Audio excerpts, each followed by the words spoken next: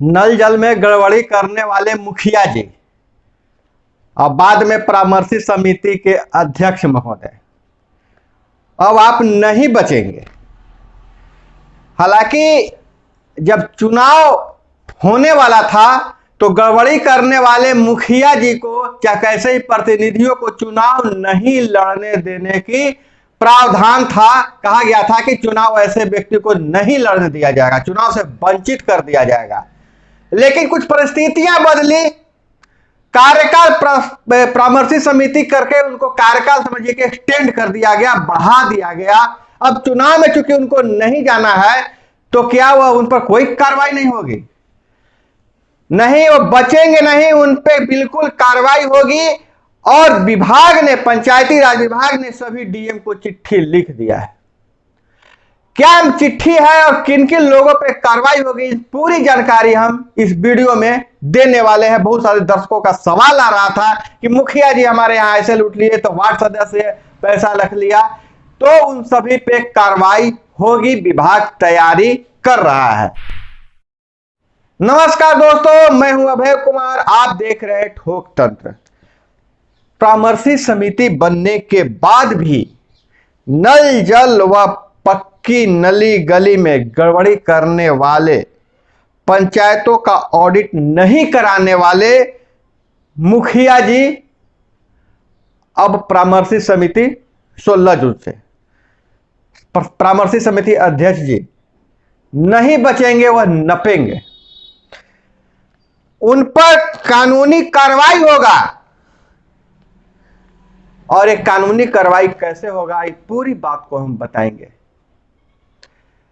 मुखिया जी जो गड़बड़ी की है, बहुत सारे कमेंट में आ रहा था कि जो मुखिया जी साइकिल से चलते थे स्कॉर्पियो से चलने लगे हैं और उन्होंने पंचायत का पैसा लूट के रख दिया है, तो ऐसे मुखिया जी पर क्या कार्रवाई होनी चाहिए कि नहीं होनी चाहिए? इस संबंध में नया दिशा निर्देश आया है, नई जो अपडेट आई है उसके बारे में हम बताएंगे। दोस्तों, आगे बढ़ने से पहले आप लोगों से गुजारिश करना चाहते हैं कि अभी तक जो YouTube से मुझे प्राप्त हुआ है, 70% ऐसे लोग हैं जो मेरे वीडियो को देखते हैं लेकिन चैनल को सब्सक्राइब नहीं किए हुए हैं।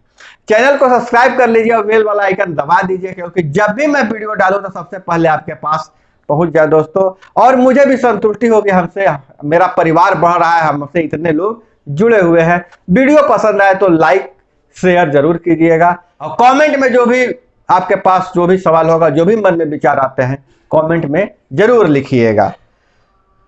तो अभी हम बात कर रहे थे कि जब चुनाव नहीं हो पाया किसी कारणवश तो परामर्शी समिति लागू हो गया। जब चुनाव होना था तो गड़बड़ी करने वाले जनप्रतिनिधियों पर चुनाव नहीं लड़ने देने की कार्रवाई की जानी थी। लेकिन अब तो परामर्शी समिति लागू होने के बाद तो उनका कार्यकाल स्वतः बढ़ गया, एक्सटेंड कर दिया गया परामर्शी समिति के बहाने। तो ऐसे मुखिया जी के लिए विभाग ने सभी जिला पदाधिकारियों को से जांच रिपोर्ट मांगी है। आपको पता ही होगा कि इससे पहले जांच चल रही थी, उसकी ऑडिट चल रही थी, अंकेक्षण चल रही थी और नल जल योजना पर खास करके कार्यक्रम चल रहा था, उसकी जांच चल रही थी। लेकिन बीच में एक कोरोना महामारी आ गया, जिसके कारण यह फिर रिपोर्ट अभी तक नहीं पहुंच पाई है। जो अभी तक नहीं मिला है उस सारे पंचायतों का रिपोर्ट विभाग मांग रहा है। पहले तो चुनाव से वंचित करने की योजना थी, हालांकि जांच जारी है, यह जांच जारी है। चुनाव तो आने में भी समय है तब तक, लेकिन इन पर अब कार्रवाई की प्रक्रिया है वो शुरू कर दी जा रही है। आपको बता दें दोस्तों कि जो पिछला बार चुनाव हुआ था 2016 में 4291 पंचायतों में चुनाव हुआ था। अब 4291 पंचायत थे, जिसमें 58,107 वार्ड में नल जल योजना चलाई जा रही थी। और अब तक जो सरकारी रिपोर्ट है उसमें 1475 वार्डों में गड़बड़ी की शिकायत मिली थी, जहां नल जल चालू नहीं हुआ है। यह सरकारी आंकड़ा है, लेकिन अगर सही में आंकड़ा माना जाए, अगर इसको सही से सर्वे किया जाए, तो मुझे लगता है कि 50% वार्डों में नल जल से पानी नहीं निकल रहा है, नल की टोटी टूट गई है और वो पानी नहीं दे रहा है। मुझे जहां तक उम्मीद है, जहां तक मैं गांव में जाता हूं, गांव में घूमता हूं, तो वहां की ग्राउंड रिपोर्ट यही है कि वहां नल जल योजना के नलों से पानी नहीं निकल रहा है। आप कमेंट में बताइएगा आपके पंचायत में पानी निकल रहा है कि नहीं। पंचायत की बात छोड़िए, आप जिस वार्ड में रहते हैं उस वार्ड में नल जल योजना का पानी आता है कि नहीं आपके घरों तक, आप कमेंट में जरूर बताइएगा। आप वार्ड और पंचायत का नाम भी लिखिएगा। तो हालांकि विभाग ने चेतावनी दिया है वैसे वार्डों को कि एक सप्ताह के अंदर, आज से एक सप्ताह के अंदर गड़बड़ी ठीक कर लीजिए, और नहीं ठीक होने पर मुखिया, वार्ड अध्यक्ष और अन्य लोगों पर एफआईआर दर्ज किया जाएगा, उन पे प्राथमिकी दर्ज की जाएगी। और पंचायतों के मुखिया जी के लिए खास खबर है। पंचायत के मुखिया जी यूटिलिटी प्रमाण पत्र, यूटिलिटी सर्टिफिकेट, जिसको हम लोग हिंदी में उपयोगिता प्रमाण पत्र कहते हैं, नहीं देने और वार्षिक अंकेक्षण, अंकेक्षण नहीं समझना तो ऑडिट रिपोर्ट, जो एनुअल ऑडिट है, नहीं अभी तक कराए हैं, वैसे मुखिया जी पर भी कार्रवाई होगी। पहले था कि चुनाव से आपको वंचित कर दिया जाएगा, लेकिन अभी आप खुश हो रहे हैं कि मेरा तो कार्यकाल बढ़ गया है। तो ऐसे में अब जो काम जैसे था वैसे लक्षम घटम चलते रहेगा और फिर 6 महीना में कुछ और हम बना लेंगे। ऐसा मैं अपवाद में कह रहा हूं, मैं सारे मुखिया को नहीं कह रहा हूं, लेकिन जिन पे आरोप है उनके बारे में कह रहा हूं।